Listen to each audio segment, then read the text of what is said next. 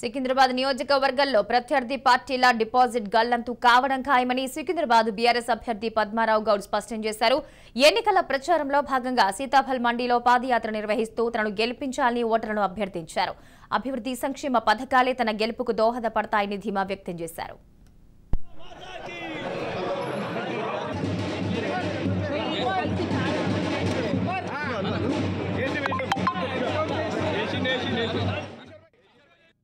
మెజారిటీతో విజయం సాధిస్తా ఉన్నాం. ఎక్కడ ఓటర్ దగ్గరికి వెళ్ళి క్యాంపెయినింగ్లో ఓటు అప్పీల్ చేస్తే ఖచ్చితంగా మీకు ఓటు ఇస్తున్నామని చెప్తా ఉన్నారు.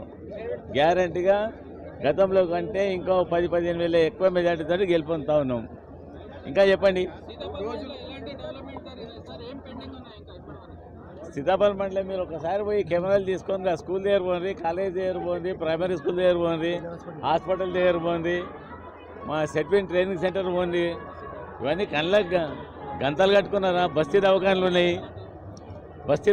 ఉన్నాయి. మీ కళ్ళ ముంగట్టే ఉన్నారు. మీరు ఎప్పుడు మా ఎంబడి చూస్తూ ఉంటారు. దీంట్లో ఇంకా దాపరికం ఏముంది? ఇలా ఈసారి కూడా భారీ మెజారిటీతో విజయం సాధిస్తా ఉన్నాం. ఎక్కడ ఓటర్ దగ్గరికి వెళ్ళి క్యాంపెయినింగ్లో ఓటు అప్పీల్ చేస్తే ఖచ్చితంగా మీకు ఓటు ఇస్తున్నామని చెప్తా ఉన్నారు.